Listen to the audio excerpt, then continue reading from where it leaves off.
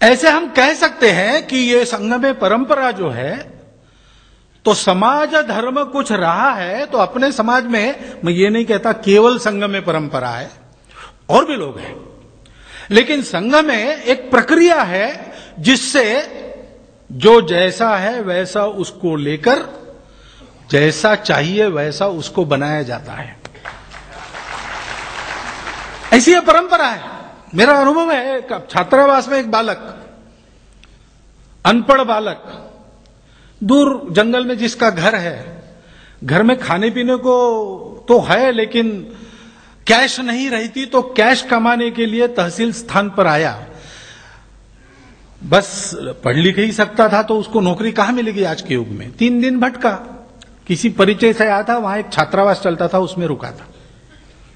3 दिन उसको नौकरी नहीं मिली। उसने छात्रावास को देखा कि वहां भोजन बनाने के लिए कोई चाहिए, साफ सफाई करने के लिए चाहिए। तो छात्रावास प्रमुख उसने कहा छात्रावास प्रमुख को कि मुझे नौकरी दीजिए, मुझे आवश्यकता है।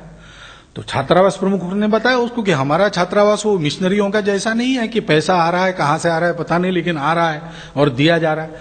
हम तो बहुत गरीब लोग हैं, हम तुमको ज्यादा दे नहीं सकते, तुम्हारा उसमें होगा नहीं। तो बोले कहीं कुछ मिलता नहीं, थोड़ा मिल जाए। तो छात्रावास प्रमुख ने कहा भाई 30 रुपया महीना से ज्यादा हम तुमको नहीं दे सकते। तो उसने कहा ठीक है, 4 महीने का इकट्ठा दे दीजिए, कुछ नहीं भेजने से 4 महीने में 100 रुपया घर भेजूंगा, खाना पीना रहना यहां हो जाएगा। ठीक है, रह गया वो। 4 महीने के बाद छात्रावास प्रमुख ने उसका 120 रुपया उसके हाथ पर रखा, उसने वापस कर दिया।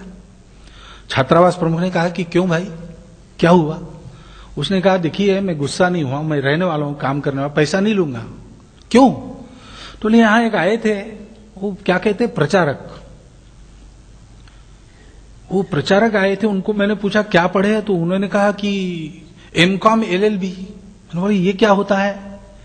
तो उन्होंने बताया तुम क्या पढ़े हो? तो 4th क्लास। ठीक है, तो 10वीं 12वीं 15वीं 18वीं ऐसा मैं पढ़ा हूं। ये इतना पढ़े? हो तो कहां नौकरी करते? तो नौकरी वोकरी कुछ नहीं, फिर पैसा नहीं कमाता हूं, वकालत नहीं करते। फिर घर का कैसे चलता है? तो घर बार मेरा अपना नहीं है, पिताजी भाई वगैरह है वो अपना चलाते हैं, मेरी घर गृहस्थी नहीं।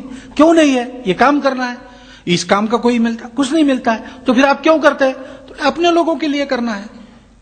तो मेरे मन में विचार आया कि ठीक है ये M.Com LLB हो गए और फिर भी कर रहे हैं, हम 4th पास है तो क्या हुआ, हम नहीं कर सकते?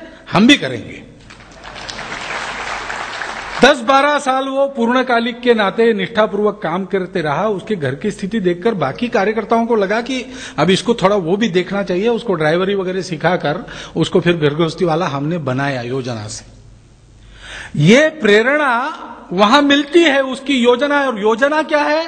बौद्धिक वर्ग नहीं, भाषण नहीं, कुछ नहीं, दीप से दीप जलता है, जीवन से जीवन जलता है।